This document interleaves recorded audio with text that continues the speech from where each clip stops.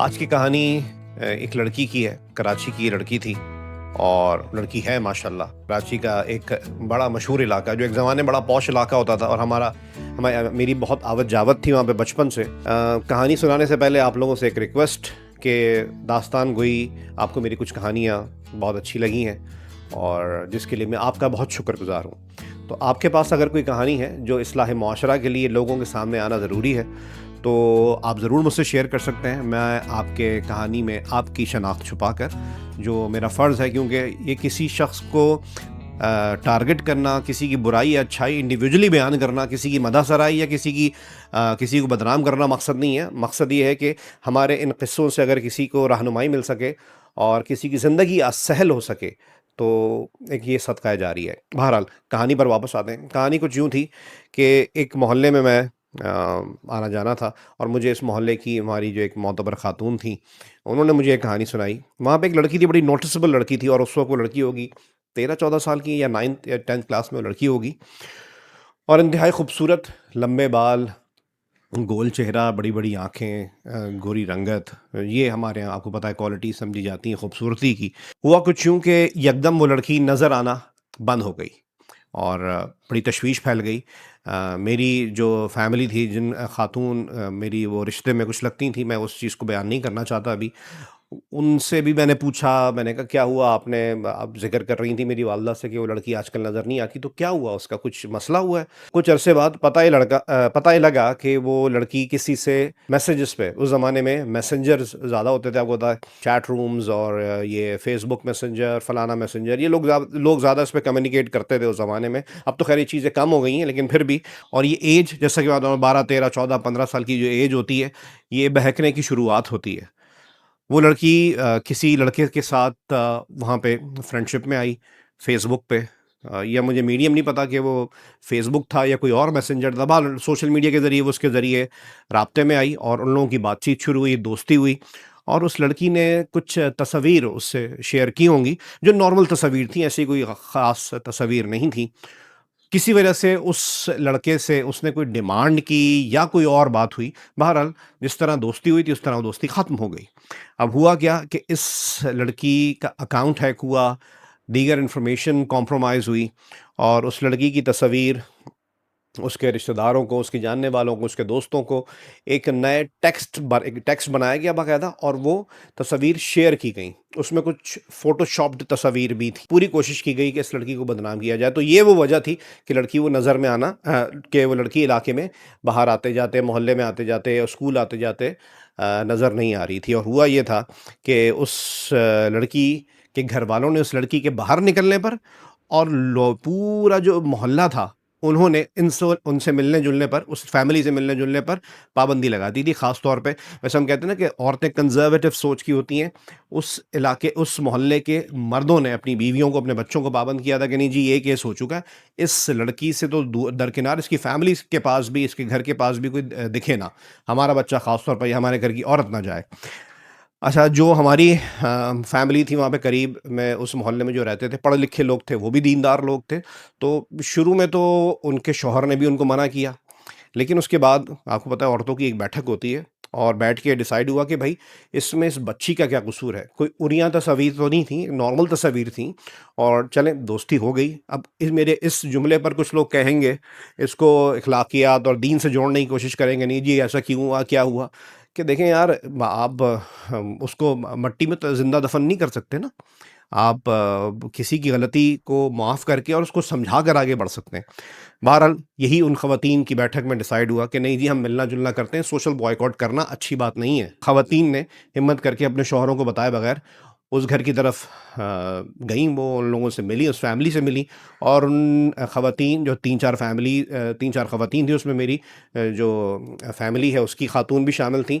वो बता रही थी जब उसके घर गए तो लड़की इन तमाम ख़वातीन को देखकर उस लड़की की माँ इन तमाम ख़वातीन को देखकर रो पड़ी और उनसे गले मिली कि आप लोगों का बहुत शुक्रिया कि आप लोग आए। हम लोगों के साथ तो ये हो गया है कि जिस दर्जी के बाद हमारे कपड़े सिलते हैं, उसने भी ऐसा लगता है कि हमारा बॉयकॉट कर दिया है। हम लोगों की चीज़ें इतनी मुश्किल हो गई हैं इस मोहल्ले में और मानते हैं गलती हुई हमारी बेटी से। ये गलती किसी को ना पता लगती अगर इस तरीके से पब्लिकली मेरी बेटी की तस्वीर और एक चैट बना के जो शेयर की गई थी वो ना होती। तो बहरहाल तमाम ख़वातीन ने कहा कि नहीं जी हम आपके साथ हैं और ये जो भी हुआ ये नहीं होना चाहिए था, लेकिन बहरहाल हो गया है। उस लड़की का एक बड़ा भाई था, मेरे ख़्याल से 3 साल बड़ा या 2 साल बड़ा भाई था। वो कॉलेज में था और वो मोहल्ले के ही कॉलेज में पढ़ता था, करीबी कॉलेज था। तो उसने कॉलेज जाना छोड़ दिया था, लड़की का स्कूल जाना उसके माँ-बाप ने बंद कर दिया था और उसकी फैमिली का बॉयकॉट हो चुका था। उस लड़की के भाई ने अपने माँ-बाप से ये कहकर कॉलेज जाना छोड़ दिया था कि आप तो या तो इलाके से दूर किसी कॉलेज में एडमिशन दिलवा दें या मैं आगे पढ़ाई नहीं करूँगा, क्योंकि मेरे लिए लोगों को फेस करना बहुत मुश्किल हो गया और कॉलेज का माहौल तो और ज़्यादा मुश्किल होता है हमारे यहाँ। कुछ अरसे बाद इनके घर के मर्दों को पता लगा कि भई ये फैमिली हमारी ख़वातीन बच्चों समेत मिलने गई हैं और इन्होंने मिलना-जुलना शुरू किया, तो थोड़ा-सा ऑपोज़िशन आई, थोड़ा-सा रेज़िस्टेंस आई कि नहीं जी, फिर लेकिन ख़ैर ख़वातीन ने समझाया कि देखें, लड़की से गलती हुई और इसमें हो सकता है माँ-बाप की नेग्लिजेंस भी शामिल हो, इससे हम सबको सीखना चाहिए। बच्चियों वाले, बेटियों वाले तो हम लोग भी हैं। कल को ये किसी के साथ भी हो सकता है, ये कोई ऐसी चीज़ नहीं है कि आज किसी और के साथ है तो आपके साथ नहीं हो सकता।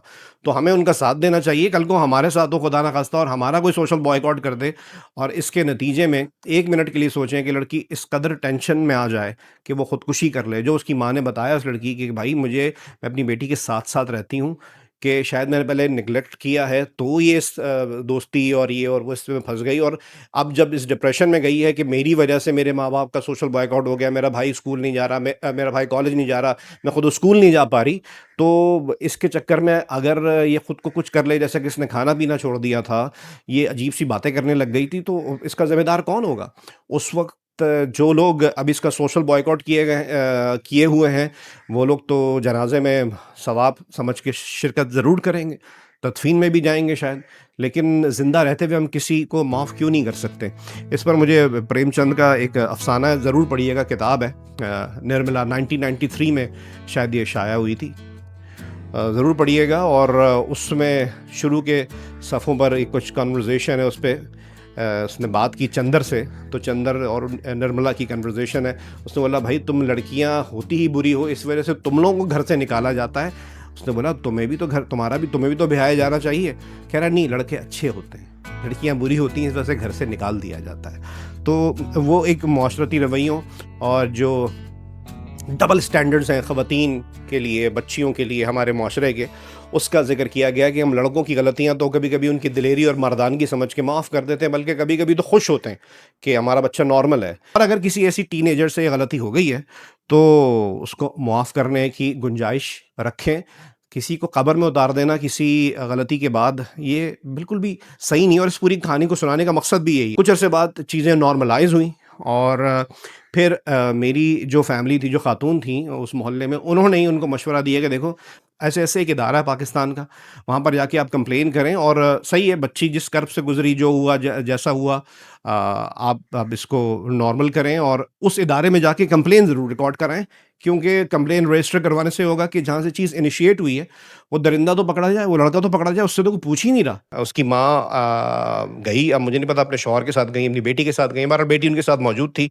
वो लोग उस इदारे में गए और इदारे में जाके कंप्लेन रजिस्टर करवाई और कुछ अरसे बाद उस इदारे ने फ़ॉलो अप किया और जहाँ से वो तस्वीर सारी हुई थी, इनिशिएट हुई थी, अपलोड हुई थी, जो भी था, जो चैट थी, जिस तरीके से थी, वो बंदा ट्रेस हो गया और वो जगह ट्रेस हो गई। उसके बाद उस इदारे से जो अफ़सर या जो एहलकार इनसे कोऑर्डिनेट कर रहा था, उसने इनसे कुछ बात कही। लेकिन क्योंकि अब ये फैमिली खुद सामने आने को राज़ी नहीं है, क्योंकि आज इस बात को 10 साल हो गए हैं, तो वो बात मैं नहीं दोहराना चाह रहा, लेकिन उस बात की तशरीह मैं कर देता हूँ, बाकी आप खुद समझदार हैं कि उस बात को सुनने के बाद मुझे तकलीफ़ हुई।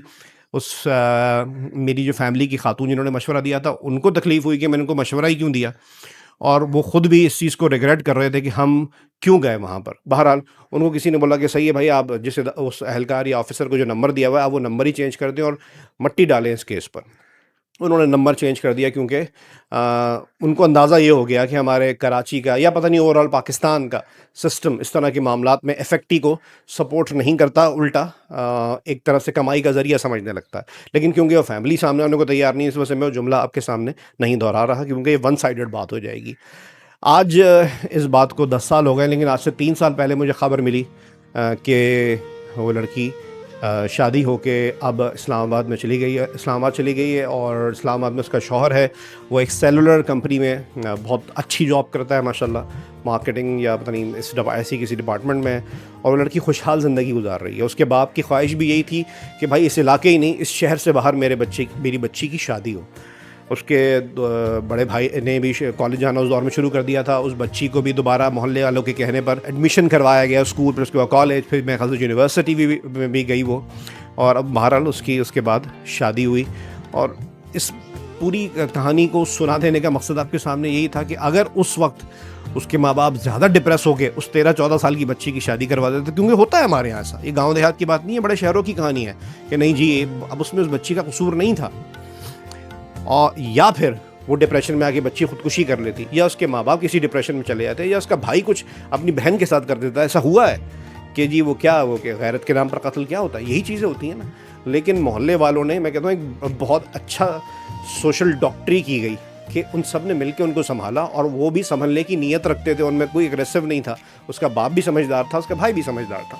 ये पूरी कहानी सुनाने का मकसद यही है कि जी हम लोगों को मुआफ़ करना सीखें। मुजरिम मुल्ज़िम सही है, अगर कोई है तो उसको एक दफ़ा माफ़ी ज़रूर मिलनी चाहिए।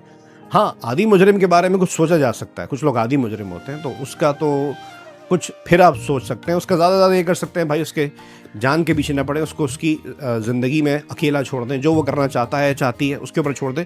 लेकिन जो शर्मिंदा हो, जो अपनी गलती को गलती मान रहा हो, और जो आपको लगे कि इस एज में गलती हुई है कि हाँ इस एज में गलती हो सकती है, तो उसको माफ़ ज़रूर करें।